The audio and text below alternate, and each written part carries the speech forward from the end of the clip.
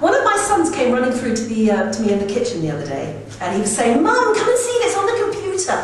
It's you interviewing Kylie when you were both so young." He'd been surfing through the website YouTube. I don't know if you've ever done that. I really recommend it. It's really good fun. Anyway, he'd sort of stumbled across this video clip from 1987, when I was based in Sydney in Australia during the TV technicians' strike. And we were broadcasting Good Morning Britain all the way from Sydney, halfway across the world. And there I was, all young and padded-shouldered, with big dangly 80s earrings, and there was Kylie, with long ringleted hair and a stronger than ever Aussie accent. It was really pronounced. And she was talking about how she would quite like to leave Neighbours and try a career as a singer, just to see how it would turn out. It was actually before she recorded the song that made her really, really famous, "I Should Be So Lucky." Remember it? It was fascinating to see this old clip. It reminded me of the good old days when I was young and effortlessly slim and wide-eyed about the media and life and my own career.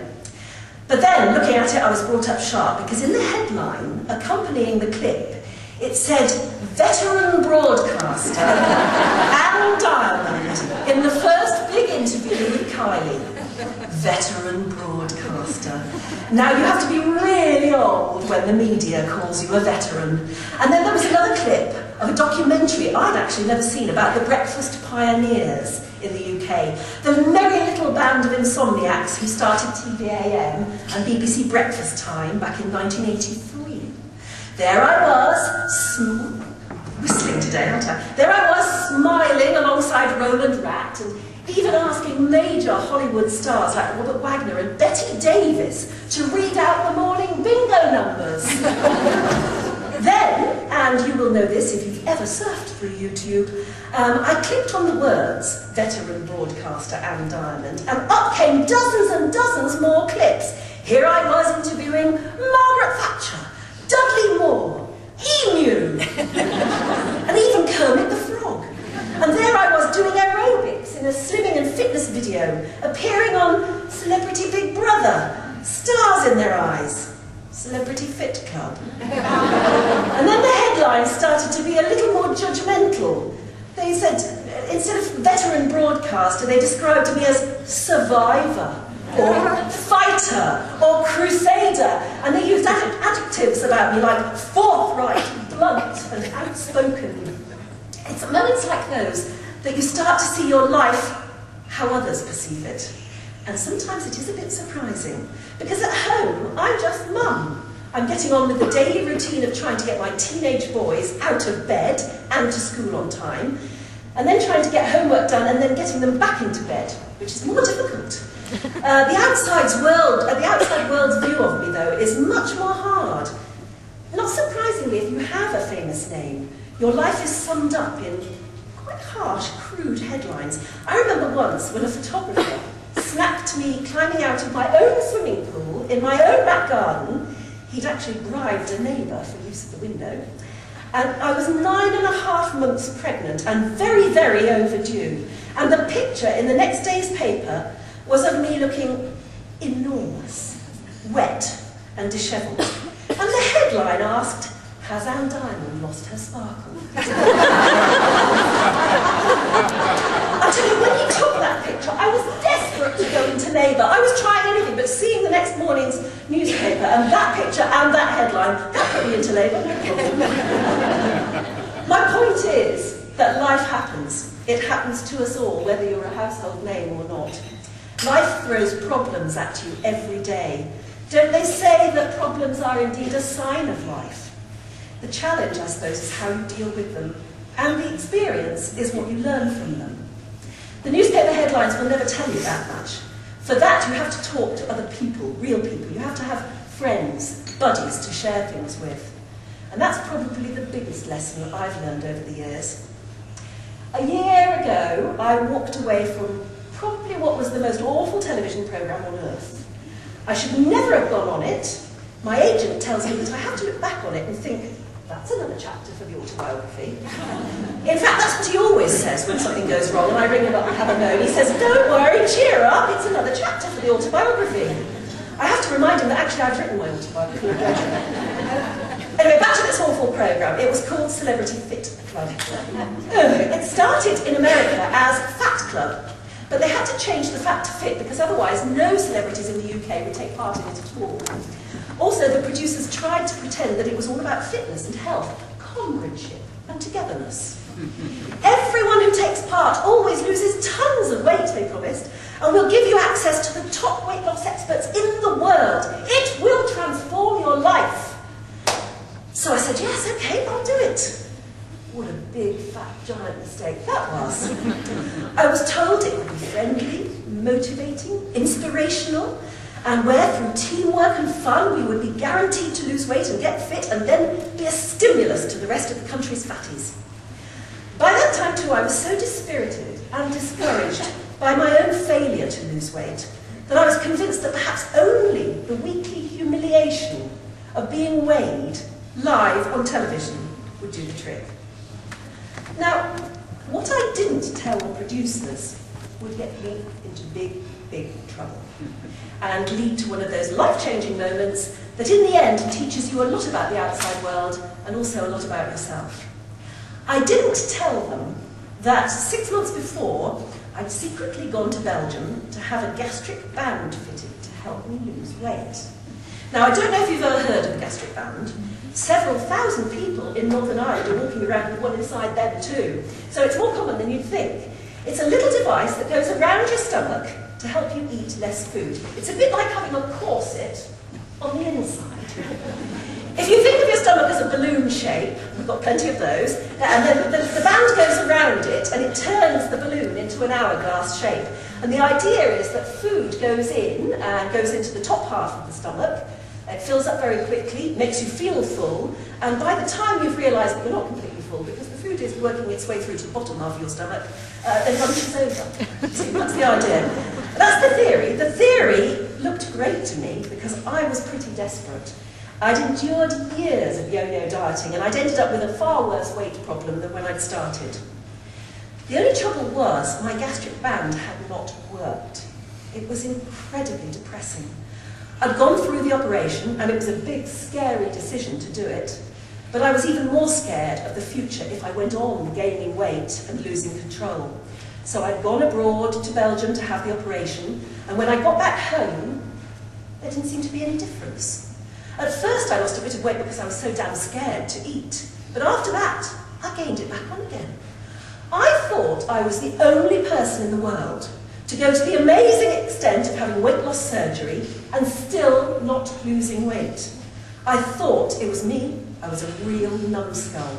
I thought I'd been taken in by internet promises of a surgical cure for my weight problem. I'd spent my money and I'd been hoodwinked. I bought this silly gadget that hadn't lived up to its promises.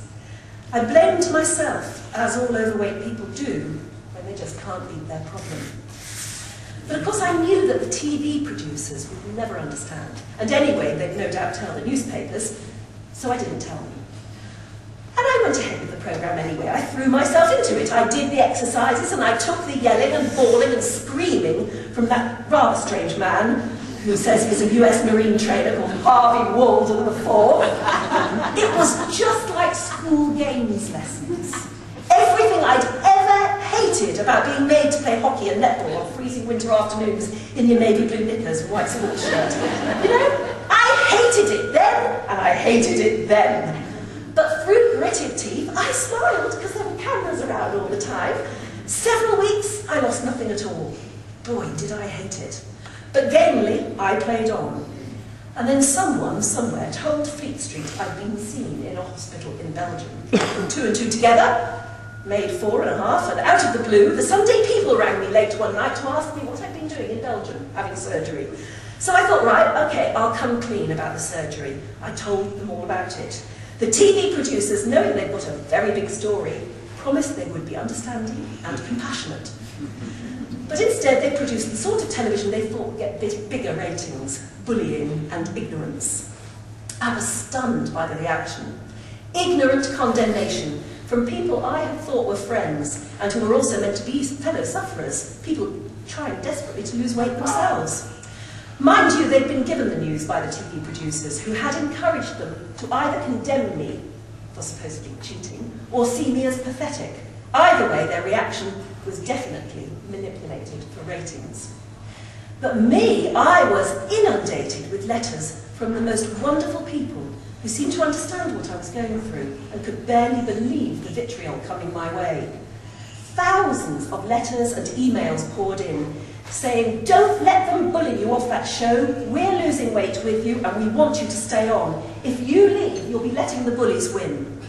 More thousands of letters followed, saying, "Get off that programme now before it destroys you. It's mean and it's cruel and it's exploiting you and you should have nothing to do with it." I had so many heart-rending, wonderful personal letters that I knew I simply couldn't deal with them all. So I set up a website so that all of these people could sort of talk to each other, form a community of compassionate, understanding, caring people who shared a goal to get themselves fit and healthy, but who utterly rejected the bullying, hectoring, patronising attitude that is so commonly shown towards the obese and overweight, even, and sometimes especially, by the medical profession. And it's interesting that we are hearing today about the fact that at least breast cancer nowadays has a certain respect. Obesity has no respect at all, and we must remember as well that while it's a growing problem, it is actually a risk factor in cancer. Now, my little community, my website, has grown into a community of some millions. We buddy up, we share each other's stories, woes and highs and lows. We chat, we write articles and letters, we have twice-weekly clinics with weight loss counsellors, experts, dietitians, therapists, hypnotists, surgeons, colonic irrigators, you name it. I called it Fat Happens. You know, like shit happens. Life throws it at you, and sometimes you've just got to deal with it in your own way. You've got to survive it and then get on with the rest of life.